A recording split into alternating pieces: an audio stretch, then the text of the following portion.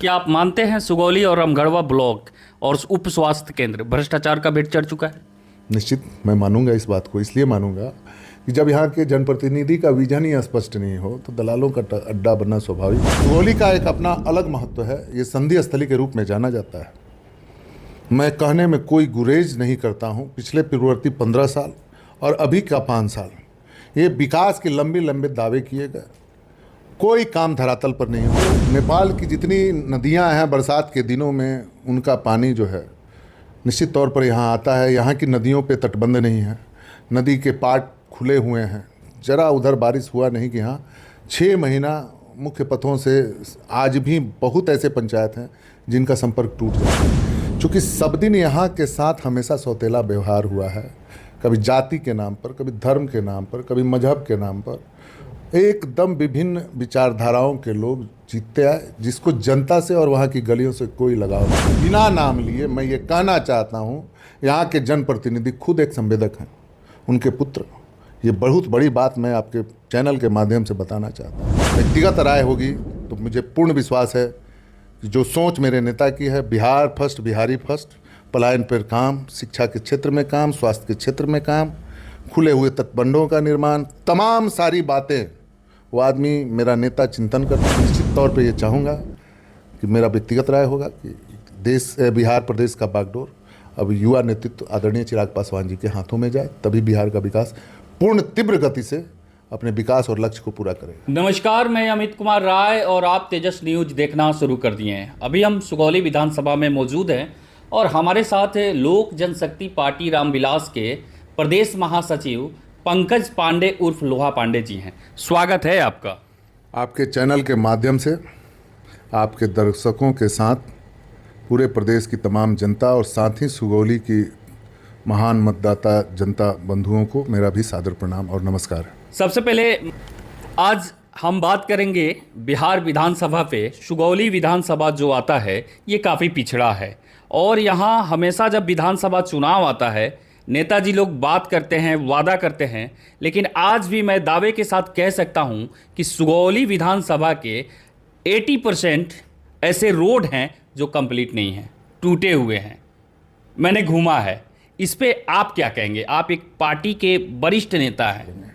चूँकि सब दिन यहाँ के साथ हमेशा सौतेला व्यवहार हुआ है, कभी जाति के नाम पर, कभी धर्म के नाम पर, कभी मजहब के नाम पर एकदम विभिन्न विचारधाराओं के लोग जीतते आए, जिसको जनता से और वहाँ की गलियों से कोई लगाव नहीं रहा। देखिए, मेरा स्पष्ट मानना है कि आप जिन सड़कों की बात कर रहे हैं, निश्चित तौर पर यहाँ के पूर्ववर्ती जनप्रतिनिधियों के द्वारा, मैं किसी का नाम भी लिए बगैर कहना चाहता हूँ कि जब तक इस मिट्टी से उनका जुड़ाव नहीं होगा तब तक यहाँ की भौगोलिक स्थिति की जानकारी उनको नहीं होगी। जब गाँव के बारे में नहीं जानेंगे, वहाँ की समस्याओं से कैसे वाकिफ़ होंगे? जब वो गांव को जानेंगे, टोली टपरों को जानेंगे, वहाँ की गलियों के बारे में जानेंगे, तभी वहाँ की समस्या से वो अवगत होंगे और उन समस्याओं के निराकरण हेतु एक सार्थक प्रयास करेंगे। चूँकि सब दिन यहाँ के साथ हमेशा सौतेला व्यवहार हुआ है, कभी जाति के नाम पर, कभी धर्म के नाम पर, कभी मजहब के नाम पर एकदम विभिन्न विचारधाराओं के लोग जीतते आए, जिसको जनता से और वहाँ की गलियों से कोई लगाव नहीं रहा। तो जब लगाव ही नहीं रहा तो ऐसे में विकास की बातें करना तो बिल्कुल बेमानी होगी। इसके लिए वैसे व्यक्तियों का चुनाव बहुत ज़रूरी है जो आपके गांव, आपके समाज, आपके नगरे, आपके टोले, आपके मोहल्ले के बारे में जानता हो, आपके मिट्टी से जुड़ा हो, आपके मिट्टी का लाल हो। निश्चित तौर पर विकास वहीं सोच सकता है, विकास की बातें वहीं कर सकता है, तभी सच्चाई में और धरातल में सुगौली में वास्तविक विकास होगा। सुगौली का एक अपना अलग महत्व है, ये संधि स्थली के रूप में जाना जाता है। मैं कहने में कोई गुरेज नहीं करता हूँ, पिछले पूर्ववर्ती 15 साल और अभी का 5 साल ये विकास के लंबे दावे किए गए, कोई काम धरातल पर नहीं हुआ। अगर हुआ होता तो पुनः ये प्रश्न आज जो आपने किया है ये प्रश्न ही नहीं होता। तो ऐसे में हमें लगता है कि पूर्ववर्ती जो भी नेता रहे हैं हमेशा अपने विकास में लगे रहे, अपने विकास किए, यहाँ की सुगौली की जनता को लूटने का काम किया है। सुगौली विधानसभा जो है 6 महीना हमेशा बाढ़ रहता है और बहुत ऐसे गांव हैं जिसका कनेक्टिविटी मतलब विधानसभा मुख्यालय सुगौली से कट जाता है, तो इस पे आप क्या कहेंगे? निश्चित तौर पर ये एक चूँकि नेपाल का सीमावर्ती ये विधानसभा क्षेत्र है, तो नेपाल की जितनी नदियां हैं बरसात के दिनों में उनका पानी जो है निश्चित तौर पर यहाँ आता है। यहाँ की नदियों पे तटबंध नहीं है, नदी के पाट खुले हुए हैं। जरा उधर बारिश हुआ नहीं कि यहाँ 6 महीना मुख्य पथों से आज भी बहुत ऐसे पंचायत हैं जिनका संपर्क टूट जाता है। फसलें 6-6 महीना 3-3 महीना नदियों के पानी में डूबी रहती हैं। चूँकि रोड मैप बना नहीं, नेताओं ने कभी उसके बारे में गंभीरता से सोचा नहीं, सब झूठे वादे करके आए, लोक लुभावन वादे, जात धर्म मजहब अगड़ा पिछड़ा की बातों को समझा के अपना उल्लू सीधा किया। किसी ने ज़मीन पर इस सच्चाई को उतारने का काम नहीं किया। किसी को यहाँ की जनता से कोई प्रेम रहा ही नहीं, जिसकी वजह से आज भी इस बाढ़ के दंश को यहाँ की जनता झेलने को लाचार और विवश है। आपने कहा था, पूर्व के प्रश्न में हमसे सवाल किया था कि आज भी 80% सड़कें जो हैं किन हालों में हैं। मैं आपको बता देना चाहता हूं, बिना नाम लिए मैं ये कहना चाहता हूं, यहाँ के जनप्रतिनिधि खुद एक संवेदक हैं, उनके पुत्र। ये बहुत बड़ी बात मैं आपके चैनल के माध्यम से बताना चाहता हूँ। तो वो तो व्यापारी आदमी आए हैं, व्यापार कर रहे हैं, क्या मतलब है क्या बना क्या नहीं बना, क्या बनने वाला है, ऐसा उनका कोई यहाँ सोच ही नहीं है कि जिस सोच के तहत वो अस्थायित्व यहाँ की जनता को प्रदान कर सके। एक सवाल आपसे रहेगा, केंद्र में भी आप ही की सरकार है, बिल्कुल, और बिहार में भी आप ही की सरकार है। आज जो ये प्रश्न आप उठा रहे हैं तो कहीं ना कहीं संदिग्ध आप भी तो है ना, क्योंकि दोनों जगह सरकार आपकी है और सुगौली आज विकास का राह देख रहा है, विकास कोसों दूर तक नहीं है। देखिए, आप जहाँ तक डबल इंजन की सरकार की बात कर रहे हैं, तो हमारे देश के यशस्वी प्रधानमंत्री आदरणीय नरेंद्र भाई मोदी साहब के नेतृत्व में जो विकासें हो रही हैं उसकी गति से पूरा भारत वाकिफ है। और मेरे प्रदेश के नेता आदरणीय श्री नीतीश कुमार जी के नेतृत्व में, कुशल नेतृत्व में विकास के मार्ग पर बिहार अपना परचम और डंका पीट रहा है। आज उन्हीं का देन है कि जो 12मासी सड़कें थी जिनका संपर्क मुख्य पथों से टूटा था, आज मुख्य पथ से जुड़े हुए हैं। स्वास्थ्य के क्षेत्र में, शिक्षा के क्षेत्र में आमूलचूल परिवर्तन जो है देखने को मिल रहा है। चूँकि यहाँ हमारे स्थानीय नेता जो हैं इंडी गठबंधन के घटक दल से यहाँ जीते हुए प्रत्याशी हैं। यहाँ की महान जनता, उनके बारे में अब बोलना सोशल मीडिया के माध्यम से हम लोग भी सुनते हैं, देखते हैं। निश्चित तौर पर इच्छा शक्ति के अभाव की वजह से यहाँ विकास जो है एकदम बिल्कुल जीरो हुआ है। अपने सरकार के द्वारा कराए सड़कें बनना, पथों का बनना, पुलों का बनना सरकार का एक मास्टर प्लान है। वो मास्टर प्लान के तहत चाहे वहाँ किसी की भी दल के विधायक क्यों नहीं हो, वो रोड मैप के हिसाब से सड़कों का बनना है। ये मापदंड नहीं हो सकता कि यहाँ विकास हुआ है। ये सरकार की महत्वपूर्ण योजनाएं हैं जिनके तहत इन सड़कों का और पुलों और पथों का निर्माण होता है। आप कह रहे थे, मेरा ये कहना है कि आप जनप्रतिनिधि अपने विधानसभा क्षेत्र में आपने मुख्य रूप से काम पलायन के क्षेत्र में क्या काम किया है, कितने उद्योग लगवाए, कितने धंधे, कितने कल कारखाने आपके क्षेत्र में लगे, पलायन पर आपने क्या किया, शिक्षा के क्षेत्र में आपने स्थानीय स्तर पर शिक्षा की गुणवत्ता में सुधार के लिए क्या प्रयास किया, स्वास्थ्य के क्षेत्र में आपके हॉस्पिटल में कौन डॉक्टर हैं तो कितने योग्य हैं, इसका आकलन आपके द्वारा कभी नहीं किया गया। साथ ही आज भी हमारे महिलाओं को दूरवर्ती जो गाँव में बसती हैं, प्रसूति के दिनों में उनको कठिन चूँकि आज भी एक भी महिला डॉक्टर, अच्छी डॉक्टर हम लोगों के नहीं है, प्रखंड सुगौली और रामगढ़वा में नहीं है। हाँ, तो मुख्य रूप से निश्चित तौर पर जनप्रतिनिधि जो यहाँ वर्तमान में हैं उनकी इच्छा शक्ति का अभाव है। ऊपर के अपने अधिकारियों, अपने स्वास्थ्य विभाग के मंत्री से उन्होंने निश्चित तौर पर संपर्क नहीं किया है। अगर वहाँ बताए होते तो निश्चित रूप से यहाँ जो है आज ये सारी सुविधाएं होती। और आपके स्वास्थ्य मंत्री मंगल पांडे जी हमेशा कहते हैं सोशल मीडिया पे आके या प्रेस वार्ता में कि बिहार की स्वास्थ्य सुविधा बहुत बेहतर है और बिहार में स्वास्थ्य में कुछ पहले से बेहतर किया जा रहा है। लेकिन यहाँ आप किसी भी उप स्वास्थ्य केंद्र पे चले जाइए या आपके बेतिया में GMCH है वहाँ चले जाइए तो सीनियर डॉक्टर आपको नहीं मिलेंगे, और डॉक्टर मिलेंगे तो जहां 10 डॉक्टरों की ज़रूरत है वहां 1 डॉक्टर मिलेंगे। और आपके उप स्वास्थ्य केंद्र रामगढ़वा हो या सुगौली हो वहां पे चले जाइए तो डॉक्टर नहीं मिलते हैं, डॉक्टर अपने क्लिनिक पे मिलते हैं। और यहाँ के गरीब तबके के लोग इलाज कराने के लिए जाते हैं लेकिन उनका सुदूर रूप से इलाज नहीं हो पाता है। आप क्या कहेंगे? बहुत वाजिब प्रश्न है आपका, लेकिन ये प्रश्न आपकी बढ़ती हुई आबादी से भी जुड़ा हुआ है। आज हमारे बच्चे जो सीटों की संख्या थी,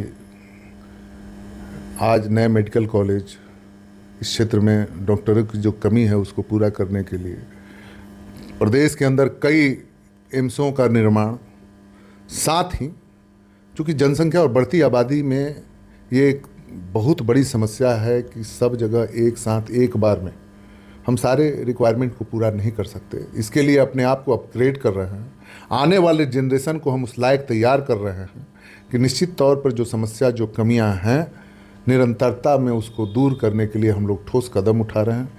एनडीए की डबल इंजन की सरकार आपको आपके चैनल के माध्यम से और दर्शक को ये बताना चाहती है, आने वाले दिनों में हम लोग वैसे जगहों को चिन्हित करेंगे और ज़मीनी स्तर पर पंचायत तक हम लोग स्वास्थ्य की सुविधाओं को मजबूत करेंगे। अब हमारे मरीज निश्चित तौर पर आने वाले दिन में बाहर नहीं जाएंगे। उनको जो प्राथमिक स्वास्थ्य की जो सुविधाएं हैं उनको अपने केंद्रों पे मिलेंगी।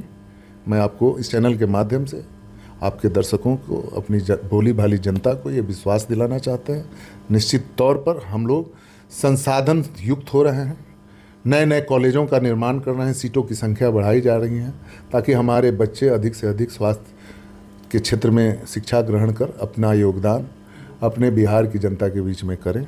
बहुत जल्द इन कमियों को दूर कर लिया जाए। क्या आप मानते हैं सुगौली और रामगढ़वा ब्लॉक और उप स्वास्थ्य केंद्र भ्रष्टाचार का भेंट चढ़ चुका है? निश्चित मैं मानूंगा इस बात को, इसलिए मानूंगा कि जब यहाँ के जनप्रतिनिधि का विजन ही स्पष्ट नहीं हो तो दलालों का अड्डा बनना स्वाभाविक है। इन सब जगहों को हम लोग चिन्हित करेंगे। आने वाले दिनों में एक आपको आदर्श स्वास्थ्य केंद्र के रूप में इन दोनों जगहों पे स्वास्थ्य सुविधाएं मिलेंगी। हमारे मरीज बाहर के लिए कभी आश्रित नहीं रहेंगे। मैं आपके चैनल के माध्यम से ये विश्वास दिलाना चाहता हूँ। कुछ दिन पहले आपके पार्टी के वरिष्ठ नेता चिराग पासवान जी का एक बयान वायरल हो रहा था जिसमें उन्होंने बोला था कि 243 सीट पे हम लड़ेंगे। इस पे क्या कहेंगे? क्या बीजेपी से आपकी जो साठगांठ है वो टूटने वाली है या यहाँ बीजेपी ना लड़के आपको अकेले लड़ाएगी? क्या कहेंगे इस पे? नेता सिर्फ मेरे ही नहीं हैं, वो जन जन के नेता हैं। सभी जाति, धर्म, संप्रदाय के लोग उनसे मोहब्बत करते हैं, प्रेम करते हैं और हमारे नेता निरंतरता में बिहार की उन ज्वलंत समस्याओं को अपने जीवन काल में देखते समझते आए हैं और उनका एक विजन रहा है बिहार फर्स्ट, बिहारी फर्स्ट। वो ज़मीनी रूप पर यहाँ से जुड़ के यहाँ की समस्याओं के निराकरण हेतु मुख्य रूप से सभी बूथों पे, सभी 243 विधानसभा की सीटों पे आपके चैनल के माध्यम से ये विश्वास दिलाना चाहता हूं कि मेरे नेता निश्चित तौर पर चिराग बन के एनडीए के उन सभी सीटों को जिता के भेजने का काम करेंगे। हम लोग एनडीए घटक के मजबूत विंग हैं और B5 की तरह 5 पांडव के रूप में हर सीट पर चिराग बन के लड़ेंगे। क्या इस बार बिहार का मुख्यमंत्री बदल जाएगा? नहीं, ये तो एनडीए के शीर्षस्थ नेता तय करेंगे और अमकीर का चुनाव हम अपने विकास पुरुष आदरणीय नीतीश कुमार जी के कुशल नेतृत्व में 2025 का विधानसभा चुनाव लड़ रहे हैं और 225 सीटों पे जीत के आएंगे भी। विपक्षी दलों के द्वारा ये आरोप लगाया जाता है कि नीतीश कुमार जी का मानसिक संतुलन कुछ सही नहीं है और इनको हटा देना चाहिए, इनको चेंज कर देना चाहिए। आपके भी गठबंधन के बहुत सारे नेता लोग का ये बयान भी, मंत्री कोई दूसरा चेहरा होगा, तो इस पर आप क्या कहेंगे?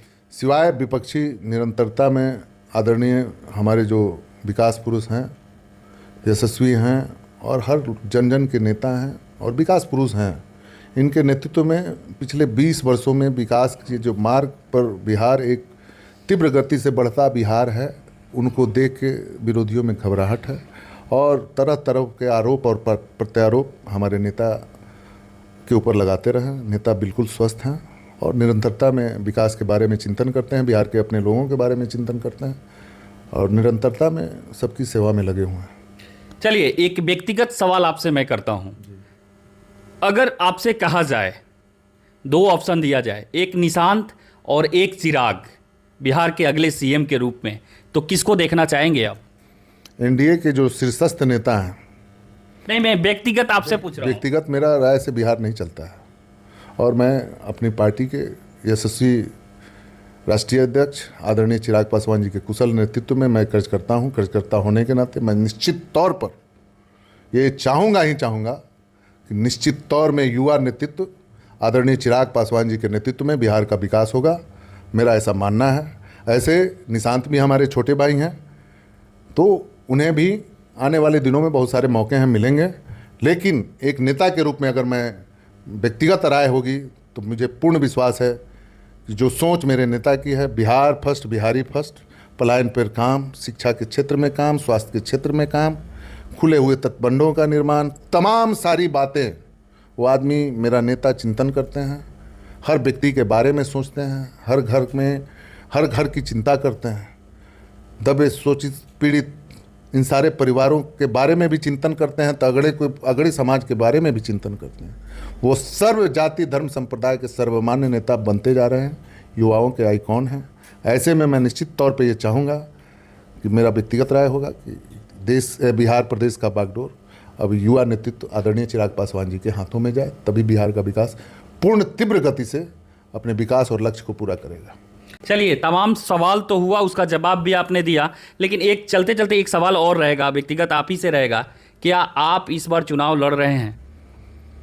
देखिए, ये मैं कार्यकर्ता हूँ, निश्चित हर कार्यकर्ता को, और यहाँ की मिट्टी से जुड़ा हूँ, यहाँ की भौगोलिक स्थिति से जुड़ा हूँ, यहाँ के लोगों से जुड़ा हूँ, और मुझे भी अपने गांव, नगर, कस्बा और अपने क्षेत्र का विकास करने का एक ललक है। तो ऐसी मौका अगर मुझे एनडीए के शीर्षस्थ नेताओं के द्वारा मिला तो एक कार्यकर्ता बनकर निश्चित तौर पे मैं चुनाव लड़ूंगा, और अपने लोगों के लिए लड़ूंगा। जो निरंतरता में पिछले 25 वर्षों से सुगौली को जो लूटने का कार्य किया गया है, एक विश्वास का वातावरण बनाऊंगा, और सबके कोऑर्डिनेशन से मिलजुल के विकास के एक नए अध्याय को लिखने के लिए सुगौली की प्रथम कड़ी के रूप में मैं एक चेन की तरह चेन बन के काम करने का काम करूँगा। चलिए, बहुत बहुत धन्यवाद।